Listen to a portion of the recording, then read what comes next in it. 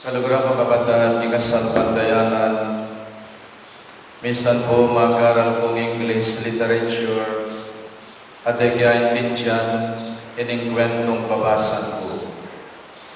Mayab na po kaya bigyan mag-aral lisyon niya chiko at niya po niya yung pakintindyan, ining babasan kong kwento, may kisabi mong mayab lang at chiko, ing saupa na po.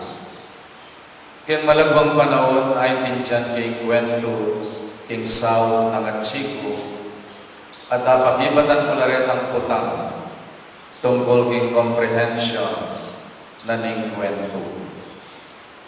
Madapit na pong bibuklat ning klase, at metong na rin kapag nasan, daring kaya tamong pengari, yapin niya itang mag-aaral tamo, at bibuklat tamo kaisipan. At kapamilatan na rin kaya tamong teacher, sumulong, kaya tamong kabyasnan. Dapat nung minsan, kapag nasan na rin pengari tamo, ang mabiyasa tamong talaga, may mag-hire na pang tutor, o kaya naman shadow teacher. Pero tamong metong na rin pimamanan, aburidang lakwan kaya katamo rin pengarita, yapin niyang kabyasnan. Mapadyaring din pengarita mo dahil ngaldo, wala na noning akong ginom. Pero itang kabyasnan, apigdulapan tamo, kapamilatanan ng pamag-aral, manatili kaya katamo. Inyapin, medong karing regalo at aduan na rin pengari tamo para kaya katamo. Idasanang mayari tamo, mabiyasa tamo, makapag-aral tamo. Tutong makatabang puso, ing sinabi na ning Ginoo, kaya ning kaya katamong ebanghelyo. Nga nang sinabi ning Ginoo, manyawad mo kingig pa, at di na kayong kanasaw, kaya yung kapilanman. Yung espiritu ng katutuan, ay natanggap ng tao, uling niya kakit, at ene kakinadam. Manyawad mo hingig pa, at di na kayong kanasaw. Nung makananong din pengarita, pag nasandang abya sa tao, ing ginota mo Jesucristo, medong karengan buwan at hinigpa, ing mabiyasa tamo, ing mibuklat tamo kaisipan, ing katutuan, ing sao, ning kiratamong patnube, ing kiratamong abogado, yapin niya ing talasaw, ing banal espiritu. Pigunaman tala pungin, rin at lungamano, kilalayin, kaya may at manok nangan niya kaya kayo. Kilala yun. Baloy po, aliway ang manong balo kesa kay ang manong kakilala. Nung nukarin takal tao, balo at tao, balo tala lagyo, o nangyatala kakilala pa katao. Balutana lupa rin alimang tao, o nangyatala kakilala, kapilubluban. Balutana bali ang mong address, o nangyatala kakilala, ugali. O yan, ingmet ang papil, ning banal espiritu. Medong yan talasaw, bangketa, lalo tayo pang akilala, aluguran, at asuyuan, ing ginota mo Jesucristo. In meto nga masanting nga papel na ning banal espiritu, ya pinitang paratangan na katamo lugod, king ginota mo Jesucristo. Podang itamo mibubuklat tamo kaisipan, karing katutuan ning banal na kasulatan. Podang lalo tayo makikilala Jesus, karing kaya kaman. Halukuran tayo, karing kalupatamong tao, at suyuan tayo, king metong at metong, king kakatamong parokya. Baloy po niyang anak-anak ko, mahilig kaya pagsusulat at padalang sulat. Ngayon yung panahon tamo, halos ala ng susulat at magpadalang card. Bibihira. Kaya ka lang ngayon text-text na mo. Aba, minsan kaya memorya ni mapila na ba yung tao?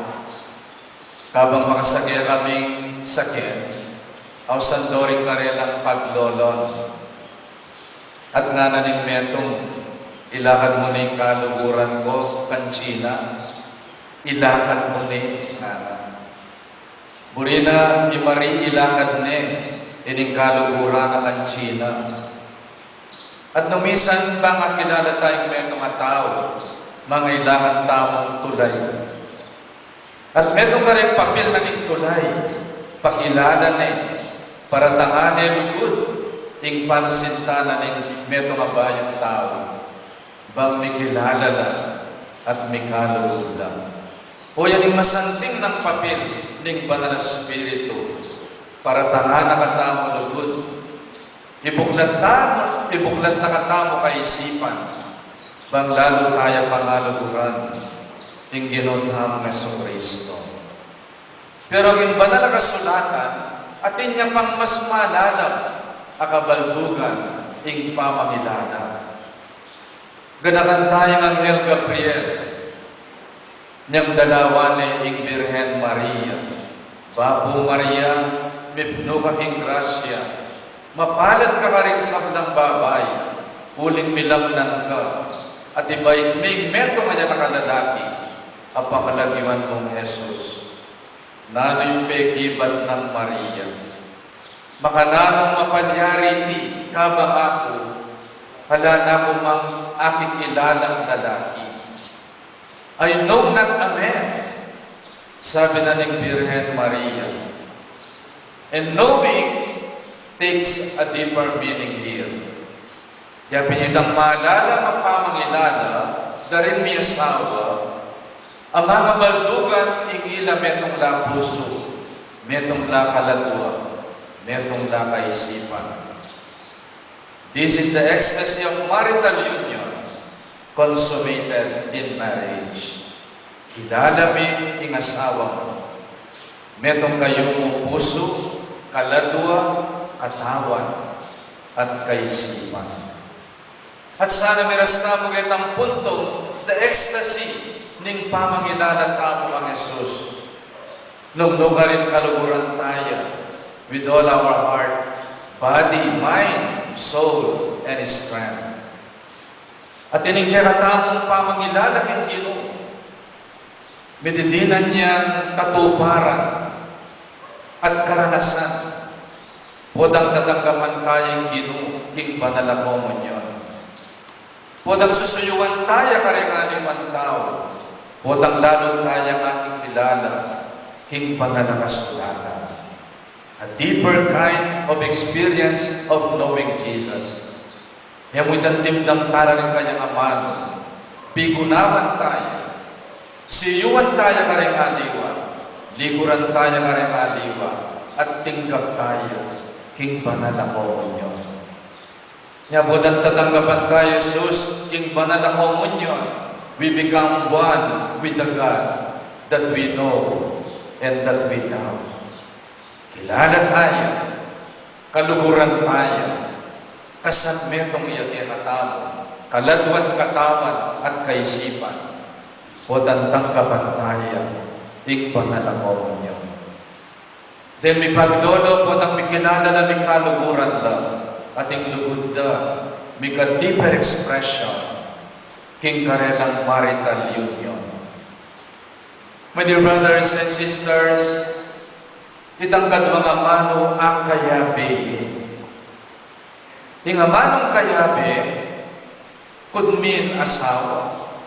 Dari nga liwag kayo, ing abe ko. It could mean imbarkada mo.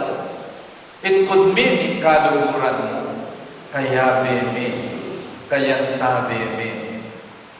Ading tunay abe o kaya bebe kintula o king lungkot man, king kanawan o king kalipitan, king sakit o king kabaldanan.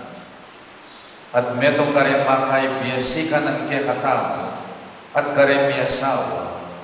Potang balo kaya beme ingabi mo. Bang misadsad kayo kintula o king lungkot man ning pamilya veyo bilang miyasawa. Yan naman ang doldo masaya king biyetaw. Yan naman ang doldo manawa. Yan naman kabang-kaba masikantam. Pero yung tunay kayabe, ang tabayanan ka. For better or for worse, in sickness and in health, until death do us part. At yan yung kapaniwalang tamo, kaya betayang Diyos. Impamyabe na rin may sawang gayang kamatayan, until death do us part. Pero impamyabe tamo king Ginoo, ang gayang king bien, alang hanggang. Kaya betayang ing Diyos, hanggaman king kapupusan ng panahon. Bali po minsan, mag-rounds ko ba rin may anak karinting AU Hospital, Medical Center. At sabi na ng mga pediatrician, pangaralan ni Tangindu, abayong panganak. Misis nga na, huwag po ninyong tatakutin ang inyong anak. Kapag walang power, huwag ninyong tatakutin ang inyong anak. Kapag madilim, huwag niyong tatakutin ang inyong mga anak. Yan yung mumulat karela at yung multo, alang multo. Kayo sasabihan natin aswang at yung multo king kwarto, yung imulat yung karyang anak yu. Kaya biyay Jesus. Pwede sabihin mo kayong anak mo, anak, magluto ko sa gulikin kapamo. Kaya biyay Jesus. Anak, manyabde ko pa mong imalan. Kaya biyay Jesus. Kaya katatakot. Sana double tamo with that faith in our hearts. Kaya tayo Jesus. Nga nga naning salmo, lumakad ko man ka rin libis sa mapanganib, ala kong pikakarugan, kaya kay Jesus. Even though I walk in the valley of darkness, I fear no evil, for you are with me. And that is one of our greatest psychological consolation as a child of God. Kaya tayo Ginoo. Nga sana itanong nyo ka rin anak yu, aliway tan takot ka rin multo. Ngunit ang